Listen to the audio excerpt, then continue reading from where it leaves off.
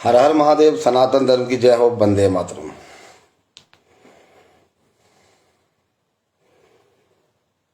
आज बहुत दिनों के बाद लाइव आने का कारण रहा है कि आखिर भारत सरकार चाहती क्या है। हिंदुओं के हाथ बांधकर इनको मरने के लिए छोड़ दिया तुम लोगों ने। तुमने एक बार भी नहीं सोचा, इस सरकार ने एक बार भी नहीं सोचा कि हिंदुओं का क्या होगा। एक तो हिंदुओं तुमसे लड़ने का अधिकार छीन लिया इन्होंने, तुमसे अधिकार ही छीन लिया कि तुम लड़ोगे नहीं, और दूसरों को अपनी तरफ से पूरी आज़ादी दी हुई है कि जो चाहे वो करें, जो चाहे वो भड़काऊ भाषण दें, उन पर कोई आपत्ति भी नहीं होती, कोई ऑब्जेक्शन भी नहीं लेता। मगर हिंदुओं को क्या किया, हिंदुओं को हाथ बांध दिए और रणभूमि के बीचों बीच छोड़ दिया। शस्त्रधारी सनातनी शस्त्रधारी ही अच्छा लगता है।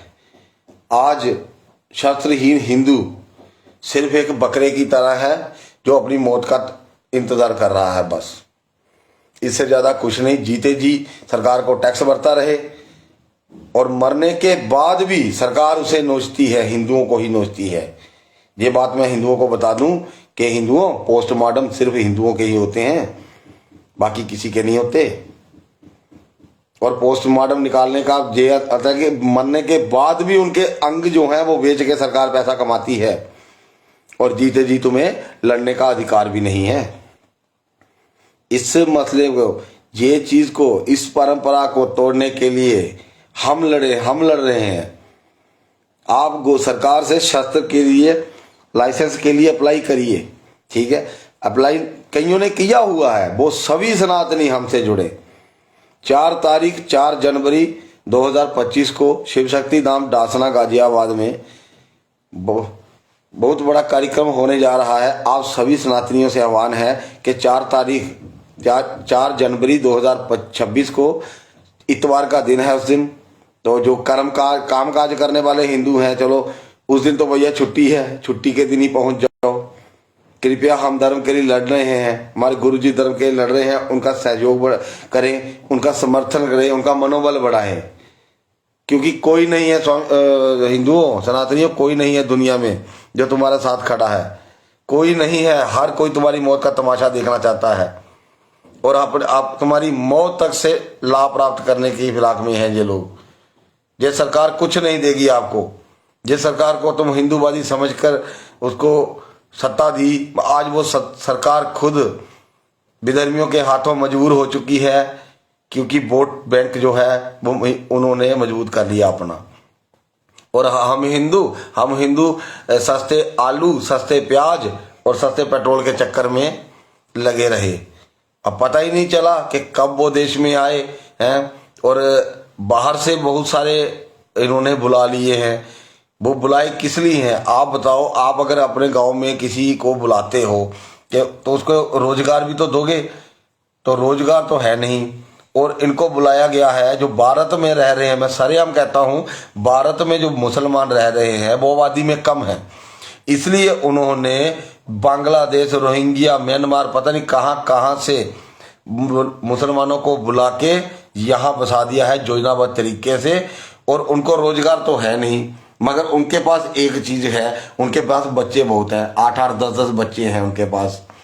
और उनको निमंत्रण दिया गया है माले गनीमत को लूटने के लिए। यहाँ के मुसलमान जो भारत में रह रहे हैं वो जल्द ही जल्द गजवाए हिंद करने की फिराक में हैं। उनकी अपनी तैयारी जो है वो पूरी हो चुकी है, तभी वो जानबूझकर कहीं ना कहीं शरारत कर रहे हैं कि हंगामा कहाँ से शुरू हो। मगर सरकार उनको ये मौका नहीं दे रही है। यूपी में बरेली में उन्होंने शुरुआत की, वहां तो प्रशासन ने मौका संभाल लिया। मगर अब विदेशी देश, दूसरे देश बांग्लादेश में कर रहे हैं। बांग्लादेश में जो बांग्ला मुसलमान थे वो पंजाबी मुसलमान हो गए। जो मुल्तान उस साइड, जो इस साइड जो पाकिस्तान है, दोनों तरफ तो पाकिस्तान बना दिया था, मगर वो जो पंजाबी जो हैं इस तरफ वाले, मुल्तान साइड वाले, वो उन पर दबाव डालते थे बहुत। बांग्ला मुसलमानों को तो मुसलमान ही नहीं समझा जाता था। आज बांग्ला मुसलमान जो है वो सारे खत्म हो चुके हैं। बहुत कम जो रह गए हैं, बहुत कम है होंगे, वो भी छिप के अपनी जिंदगी गुजार रहे हैं। बाकी जो इस वक्त जो बांग्लादेश में हुआ है वो हुआ है जनसंख्या विस्फोट। ईस्ट पाकिस्तान और वेस्ट पाकिस्तान, वेस्ट पाकिस्तान जो आज का जो पाकिस्तान है वो वेस्ट पाकिस्तान था, और जो बांग्लादेश है ये ईस्ट पाकिस्तान था। तो 1971 में जब अलग देश घोषित कर दिया गया, चाहिए ये था कि उस समय अगर वहां पे पूरा कब्जा किया था, 95-96 हजार सैनिक उनका पकड़ के रखे थे, तो वो अपने देश में मिला लेने चाहिए थे, क्योंकि अगर वो मिला लिए होते ना ही ये आतंकवाद पनपता और ना ही आज की जो हिंदुओं की जो हत्याएं हो रही हैं वहां वो ना होती। मगर इसकी तरफ किसी का ध्यान नहीं है, क्योंकि हम भारतीय लोग बहुत मूर्ख रहे हैं शुरू से। हमने एक मूर्ख को सत्ता दे दी और जो कर्मठ आदमी है उनको पीछे कर दिया। सुभाष चंद्र बोस जी के रणनीति पर अगर हमें आजादी ली होती तो आज ऐसी छोटी मोटी जो घटनाएं हैं ये हमें नजर नहीं आती, ये देखने को नहीं मिलती। और बहुत बड़ा काम नाथू गोडसे जी करके गए। अगर गांधी 2 महीना भी और जिंदा रहता तो उसने पता नहीं क्या क्या कानून बना देने थे, और हिंदुओं को तो उसमें से इतनी जागरूकता थी नहीं।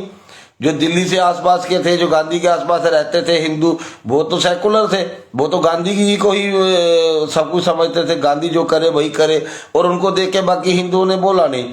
मगर आज तो जागरूकता का दिन है, अब तो जागरूकता है, घर घर पता चल रहा है कि बांग्लादेश में अगर पटाखा भी फूट जाता है तो जहां खबर हो जाती है। अगर तब भी हम भारतीय लोग नहीं जागे, अपने घर और परिवारों को रक्षा के लिए खड़े नहीं हुए, तो कोई नहीं है बचाने वाला तुम्हें कोई नहीं है बचाने वाला। दुनिया में कोई नहीं है, दुनिया का बात करो मैं तो पूरे ब्रह्मांड में कोई नहीं बचा। और सत्य तो ये है कि ये पूरा ब्रह्मांड जो है वो सनातनियों का था। ये विधर्मी है। विधर्मी क्या, ये सतयुग से चले आ रहे हैं, देव असुर संग्राम, देवता अलग असुर अलग, ये अलग है, ये उसी रूप, ये है राक्षस ही, मगर सिर्फ इंसान का रूप धर लिए है। दूर से देखने पर लगते हैं कि इंसान जैसे हैं, 2 हाथ 2 पांव, मगर ये इंसान नहीं है। इनके अंदर की मानसिकता जो है वो बहुत ही घिनौनी और बहुत ही गंदी मानसिकता है। ये लोग अपने भाई बहनों के सगे नहीं हुए, अपने बहनों के भाई नहीं बन सके, तो तुम लोग हिंदू इनको भाई क्यों बोलते हो? तुम नहीं बोलना चाहिए इनको भाई। अरे ये भाई है ही नहीं, ये भाई नहीं भाईजान हो सकते हैं ये। और ये भाईजान जो है, जितने गुंडा मवाली है वो यही है, इन्होंने शुरुआत की है। देश में हो रहे 95% अपराध के लिए सिर्फ और सिर्फ मुसलमान उत्तरदायी है, और जो बाकी 5% हिंदू जो इन्वॉल्व हो गए वो उनकी संगत का रंगत है। क्योंकि सनातनी ऐसे नहीं होते, सनातनी किसी का अधिकार नहीं छीनता। इन्होंने तो छीन के 57 देश बना लिया आज, और हिंदू तुम अपना एक देश है भारत, उसको ना बचा पा रहे हो। अरे लड़ सकते हो तो लड़ो, नहीं लड़ सकते जो लड़ रहा है कम से कम उसका साथ तो दो। तुम उनके साथ भी नहीं खड़े होते हो।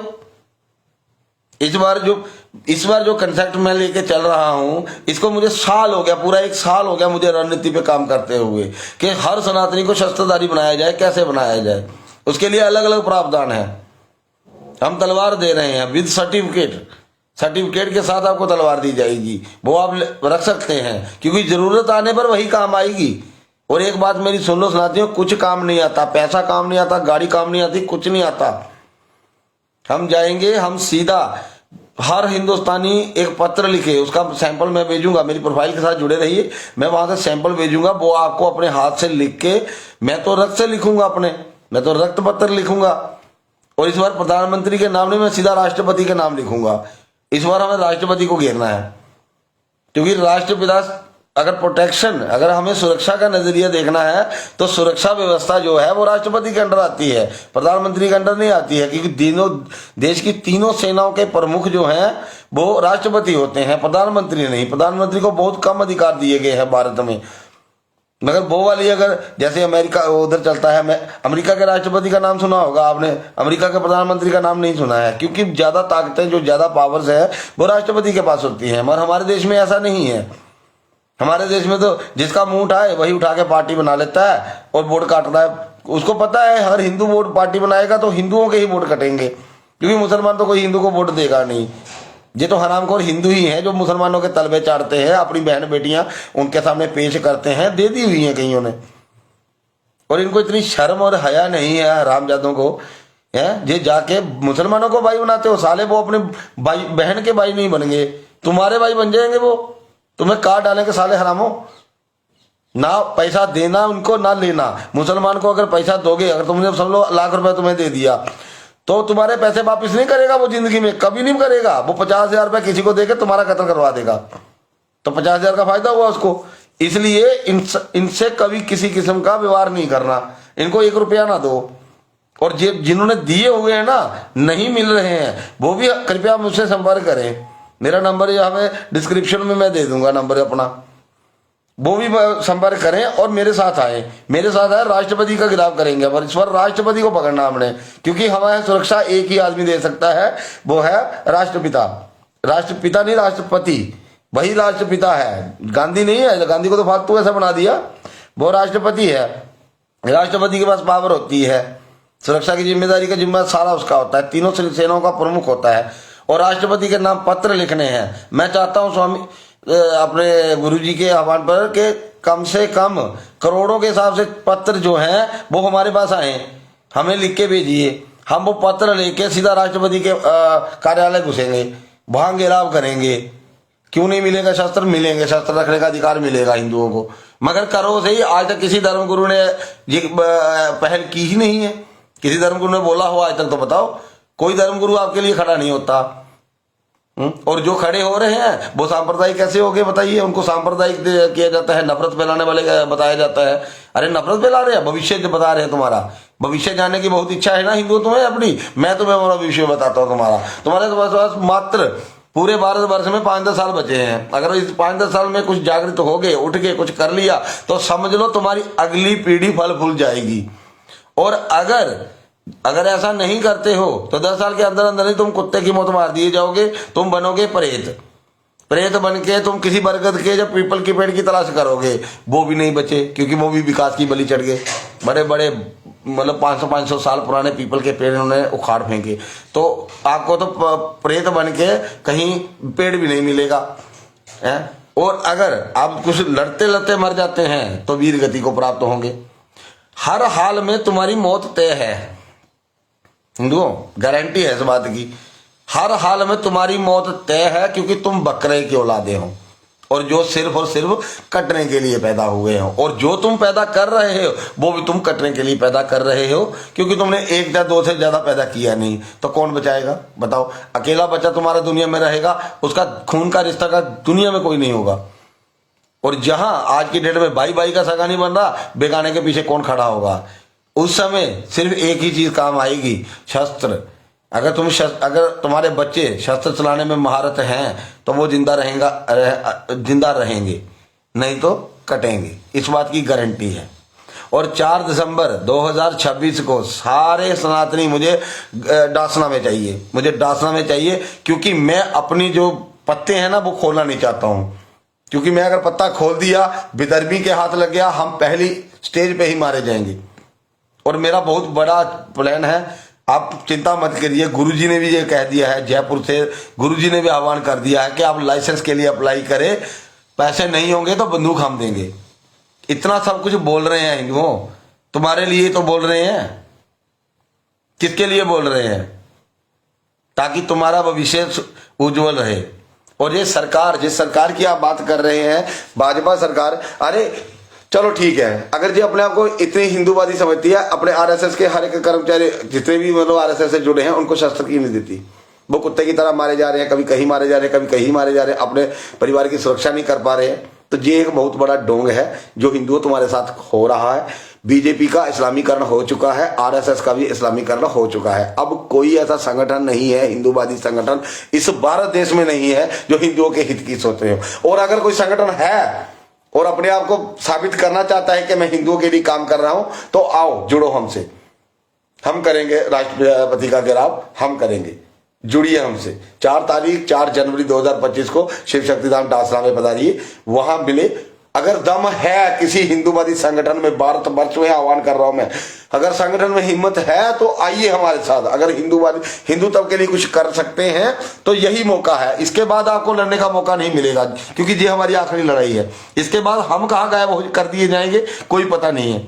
मैं जब तक जिंदा है तब तक लड़ रहे हैं, तब तक लड़ेंगे। और अगर आप में दम है लड़ने का तो हमारा सहयोग करिए, क्योंकि हमें सबसे ज्यादा जो प्रॉब्लम आ रही है, सबसे ज्यादा हम आर्थिक रूप से हमें बड़ी प्रॉब्लम आ रही है, क्योंकि हम चल नहीं पा रहे हैं। बड़े बड़े दफ्तरों में एप्लीकेशन देनी है, वहां देना है, लेटर लिखने हैं, हर जगह पैसे मांगे जाते हैं। हमने तो अपना सब कुछ त्याग दिया पहले ही। त्यागते नहीं तो इस रूप में नहीं आते, जी बोल नहीं पाते, जी बोलने की हिम्मत नहीं जुटा पाते हम। अब बोल रहे हैं तो आर्थिक रूप से मार आ रही है हमको। कृपया हिंदू हमारा थोड़ा सहयोग करें, थोड़ा आर्थिक रूप से हमें मजबूत करें, ताकि हम लड़ सकें। और लड़ हम तुम्हारे लिए लड़ रहे हैं, हमारा कोई नहीं आ रहा। हम ये सब दीक्षा हो चुकी है, हम सन्यासी हैं। हमारा का धर्म जो सही बनता है, हम तो पूजा पाठ करेंगे, हम तो पूजा पाठ करते हैं, हवन करेंगे, यज्ञ करेंगे, बस इससे जागरूकता फैला। मगर पहली बार हम एक राजनीतिक जो पार्टी है उसके आह्वान करेंगे, हम अपना अधिकार मांगेंगे। अमेरिका में अगर किसी को सिटीजनशिप मिलती है, जहां भारतीय के बहुत सारे लोग वहां गए हुए हैं, उनको वहां से पीआर मिल जाती है, परमानेंट रेजिडेंस, वो वहां रह सकते हैं। और आपको सुनकर आश्चर्य होगा कि सबसे पहले वहां पे अगर वहां की सिटीजन ग्रीन कार्ड अगर मिल जाता है, तो ग्रीन कार्ड के बिहाफ पे आप सबसे पहले अपने लिए हथियार ले सकते हैं। ये अमेरिका जैसा देश जो है, ये उसके कानून के में लिखा हुआ है कि सबसे पहले हमारे नागरिक के पास शस्त्र होना चाहिए। और ये जो लकड़ बगे तुमने दिल्ली में बिठाए हुए हैं बीजेपी वाले, ये तो अपने आदमियों के साथ नहीं खड़े होते। अपने आरएसएस के बंदों को क्यों नहीं देते हथियार, बताओ? बजरंग दल वालों को क्यों नहीं देते? संगठन तुमने 3600 बना रखे हैं और सुरक्षा की गारंटी हर किसी की भी नहीं है। तुम्हारा संगठन के आदमी मारे जाते हैं। अभी थोड़े दिन पहले पंजाब में बठिंडा में एक अरोड़ा जी थे आरएसएस के, बजरंग दल के, वो मार दिए। बताओ, मैंने किसी बीजेपी के आदमी से मुंह से उनका नाम तक नहीं सुना। ये सब हरामखोर हैं, ये सब राछों पे राजनीति करते हैं, ठीक है। ये किसी के सगे नहीं हो सकते, ये ना किसी के सगे हैं।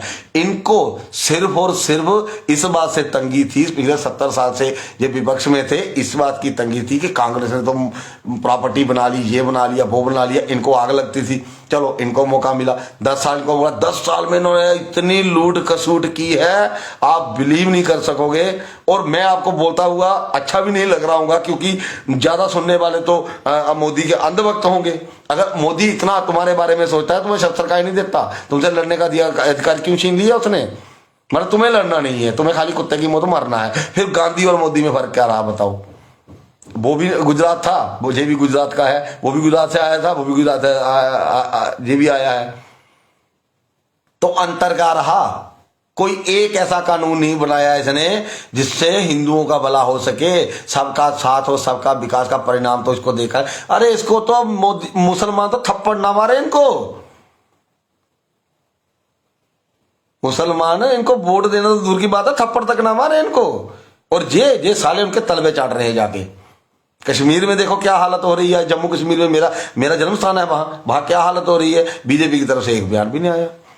ये वैष्णो देवी श्राइन बोर्ड है, ये पंडितों से छीन के बनाया गया था। ये छीना था उस समय पंडितों को, जो बाड़ीदार थे उनको जेलों में बंद करके जबरदस्ती उन्होंने बना दिया। जिस तरह से वृंदावन में कॉरिडोर बन रहा है, गोस्वामियों को मार, और लोग मूर्ख हैं, लोग सरकार के साथ लगे हुए, अब टूटे।